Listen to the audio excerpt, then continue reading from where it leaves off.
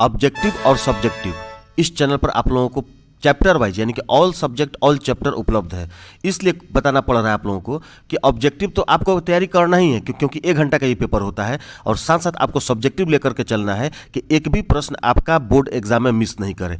इसलिए objective chapter wise आपका upload है, और अभी आपको सेट बहुत ज़्यादा दिया जाएगा, और सब्जेक्टिव का भी चैप्टर चल रहा है। इसलिए आप सब्जेक्टिव के एक एक प्रश्नों को ध्यानपूर्वक देखते और सुनते चलेंगे ताकि आपका एक भी प्रश्न जो है सब्जेक्टिव का मिस नहीं कर सके। तो चलिए फ्रेंड्स, आज जो हम देखने जा रहे हैं ज्योग्राफी का चैप्टर 2 तक अपलोड हो चुका है, और ये है इकोनॉमिक्स का चैप्टर 1 और ये है सेट 2। याद रखिएगा, इकोनॉमिक्स का सेट 2 है और सेट 1 आपका प्ले लिस्ट में आपको मिल जाएगा, आप वहां से जाकर के देख सकते हैं। तो चलिए फ्रेंड्स, इस वीडियो को हम शुरू करते हैं, लेकिन उससे पहले फ्रेंड्स वीडियो को आप एक लाइक जरूर कर देंगे, और साथ ही अगर चैनल पर नए हैं तो चैनल को सब्सक्राइब इसलिए कर लेंगे कि जब ही हम वीडियो अपलोड करें तो आपके पास नोटिफिकेशन यानी कि उसका मैसेज मिल सके, और उस वीडियो से आप पूरा अपना सब्जेक्ट जो है कंप्लीट कर सकें। तो चलिए फ्रेंड्स, हम इस वीडियो को शुरू करते हैं। इकोनॉमिक्स यानी कि अर्थशास्त्र, और जिसका पहला चैप्टर है अर्थव्यवस्था एवं इसके विकास का इतिहास, और इसका जो 6 नंबर प्रश्न है कि अर्थव्यवस्था किसे कहते हैं, इनके 2 कार्य कौन कौन से हैं। ये सेट 2 है, याद रखिएगा। प्ले लिस्ट में आपको सेट 1 1 से लेकर के 5 तक का जवाब मिल जाएगा आपको। चलिए सवाल नंबर 6 को फिर से एक बार रिपीट करते हैं कि अर्थव्यवस्था किसे कहते हैं, इनके 2 कार्य कौन कौन से हैं। ये मैट्रिक एग्जाम के लिए बोर्ड मॉडल है, याद रखिएगा। चलिए इसका हम जवाब जानते हैं। अर्थव्यवस्था से तात्पर्य वैश्विक क्रियाओं का संपादन। अर्थव्यवस्था से तात्पर्य वैश्विक क्रियाओं का संपादन जिसमें आर्थिक उत्पादन निहित होता है। आर्थर लेविस ने अर्थव्यवस्था के संबंध में कहा कि अर्थव्यवस्था का संबंध किसी राष्ट्र के संपूर्ण व्यवहार से होता है जिसके आधार पर मानवीय आवश्यकताओं की संतुष्टि के लिए वह अपने संसाधनों का प्रयोग करता है। और ब्राउन ने क्या कहा था? ब्राउन ने कहा था कि अर्थव्यवस्था आजीविका अर्जन की एक प्रणाली है। कहना अनुचित नहीं होगा कि अर्थव्यवस्था आर्थिक क्रियाओं का ऐसा संगठन है जिसके अंतर्गत लोग कार्य का मौका पाकर अपनी आजीविका का संपादन करते हैं। अर्थव्यवस्था के 2 कार्य इस प्रकार है कि पहला, लोगों की आवश्यकताओं की संतुष्टि के लिए विभिन्न प्रकार की वस्तुओं एवं सेवाओं का उत्पादन करती है, और दूसरा होगा कि लोगों को रोजगार का अवसर प्रदान करती है। क्लियर है कि अर्थव्यवस्था किसे कहते हैं, ये भी क्लियर हो गया, और इनके 2 कार्य कौन कौन से हैं यहाँ पर देख सकते हैं, पहला और दूसरा क्लियर हो गया। चलिए अब हम सवाल नंबर 7 देखते हैं। सवाल नंबर 7 है कि भारतीय अर्थव्यवस्था का स्वरूप क्या है। भारतीय अर्थव्यवस्था का स्वरूप क्या है, और विभाजन के पश्चात यानी कि विभाजन के बाद बिहार पूर्णतः कृषि प्रधान राज्य हो गया है। इसका जवाब हमको देना है। चलिए इसका हम जवाब जानते हैं, मैट्रिक एग्जाम के लिए भी इंपॉर्टेंट है, VBI है। इसका जवाब होगा कि अर्थव्यवस्था एक ऐसा तंत्र है जिसके माध्यम से संपूर्ण आर्थिक क्रियाओं का संचालन किया जाता है। अर्थव्यवस्था यह भी निर्धारित करती है कि देश में किन वस्तुओं का उत्पादन किया जाएगा तथा विभिन्न साधनों में इनको किस प्रकार अनुकूलतम अनुपात में बांटा जाएगा।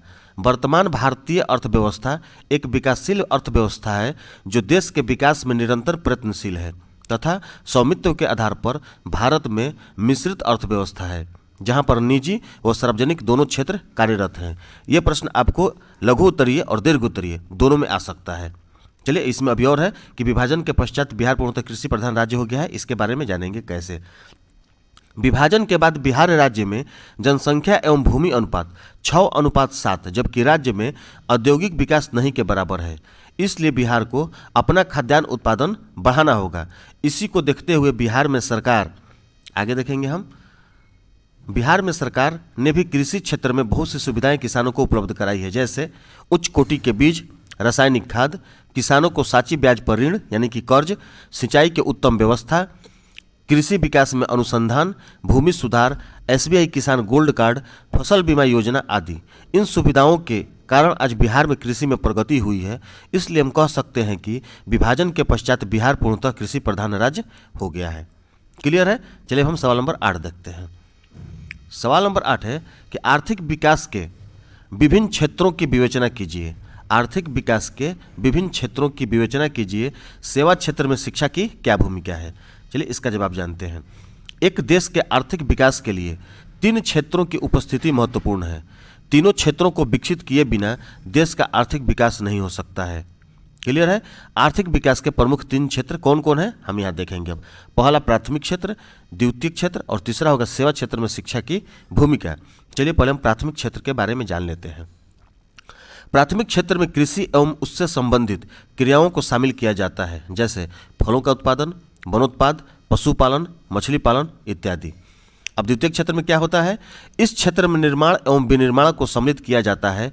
इसमें छोटे व बड़े उद्योगों की क्रियाओं को शामिल किया जाता है, जैसे विद्युत उत्पादन, गैस उत्पादन, जलापूर्ति एवं अन्य। चलिए अब सेवा क्षेत्र में तीसरा का हम जानेंगे। सेवा क्षेत्र में शिक्षा की भूमिका, यहाँ 3 नंबर देने के लिए भूल गया है, चलिए मिसप्रिंट है, कोई दिक्कत नहीं है। सेवा क्षेत्र में शिक्षा की भूमिका। सेवा क्षेत्र में शिक्षा की भूमिका बहुत महत्वपूर्ण है, क्योंकि शिक्षित व्यक्ति इस क्षेत्र में अपने कार्य को सही गति प्रदान करते हैं। क्योंकि शिक्षा लोगों को कौशल सिखाती है, अतः वस्तुओं के उत्पादन में गुणवत्ता की दृष्टि से शिक्षा काफ़ी महत्वपूर्ण है। जिस प्रकार एक कारखाने के निर्माण में निवेश करने से परिणाम प्राप्त होते हैं, ठीक उसी प्रकार शिक्षा साधनों में निवेश से देश के आर्थिक विकास में महत्वपूर्ण परिणाम प्राप्त होते हैं। क्लियर है। चलिए हम सवाल नंबर 9 देखेंगे। सवाल नंबर 9 है कि मिश्रित अर्थव्यवस्था क्या है। मिश्रित अर्थव्यवस्था क्या है, और ये प्रश्न 2016 के एनुअल में आया हुआ है, इसलिए ये प्रश्न जो है VVI हो जाता है, यानी कि प्रश्न है जो मैट्रिक एग्जाम के लिए VVI है, इसलिए आप इसको याद कर लेंगे। चलिए इसका हम जवाब जानने की कोशिश करते हैं। मिश्रित अर्थव्यवस्था के अंतर्गत उत्पादन के साधनों पर निजी व्यक्तियों तथा सरकार दोनों का स्वामित्व होता है। क्लियर है, एक बार फिर से समझ लीजिए।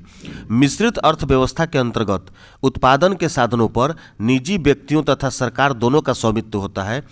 तदनुरूप उत्पादन भी होता है, आय स्वरूप लाभों का व्यय भी दोनों अपने अपने क्षेत्रों में करते हैं। इस प्रकार दोनों ही मिश्रित अर्थव्यवस्था के अंतर्गत आते हैं। मिश्रित अर्थव्यवस्था समाजवादी तथा पूंजीवादी व्यवस्था का मध्य मार्गी प्रवृत्ति है। मिश्रित अर्थव्यवस्था का उद्देश्य सूक्ष्म लाभ कमाना यानी कि थोड़ा सा लाभ कमा करके ज़्यादा प्रॉफिट कम करना है और ज़्यादा सेल करना होता है। उपभोक्ता को जन्म देना, आर्थिक समृद्धि एवं समानता लाना इत्यादि होगा इसमें। क्लियर है। चलिए हम सवाल नंबर 10 जानते हैं।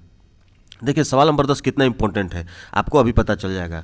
सवाल नंबर 10 देख लीजिए आप यहाँ पर कि सवाल नंबर 10 है, बोर्ड मॉडल तो है ही, यानी कि मैट्रिक एग्जाम के लिए इंपॉर्टेंट तो है ही, साथ ही 2011 के एनुअल, 2012 के कंपार्टमेंटल, 2016 के एनुअल और 2018 के एनुअल में आया हुआ है। इसलिए इस प्रश्न को आप ध्यानपूर्वक देखते चलेंगे और बिल्कुल आप इसको कंठस्थ कर लेंगे, ताकि आपका एक प्रश्न जो है मिस नहीं करे। आर्थिक नियोजन क्या है, इसके मुख्य उद्देश्य क्या है।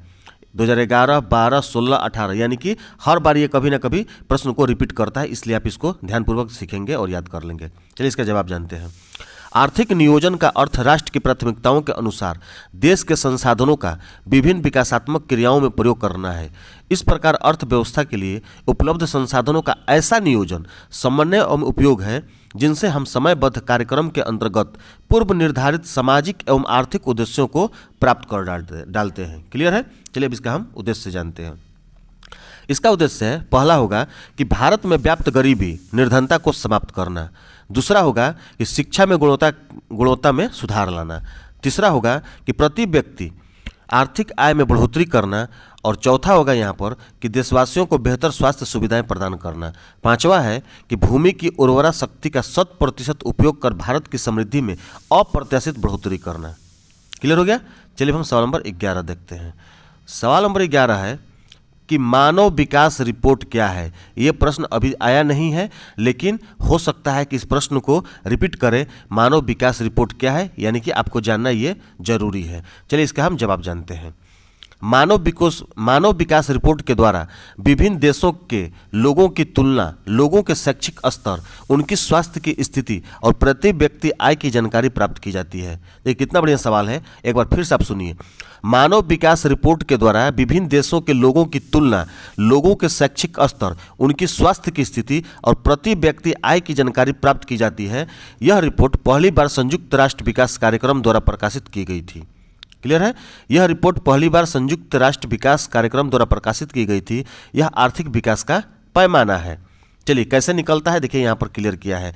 मानव विकास सूचकांक बराबर जीवन आशा सूचकांक प्लस शिक्षा स्तर सूचकांक प्लस जीवन स्तर सूचकांक, यानी कि 2006 ईस्वी में मानव विकास सूचकांक की गणना विश्व के 179 यानी कि 179 देशों के लिए की गई थी, जिसमें भारत का क्रम 0.6 1 अंक के साथ 126 पर है। बगल का पड़ोसी देश श्रीलंका भारत से 33 क्रम आगे था।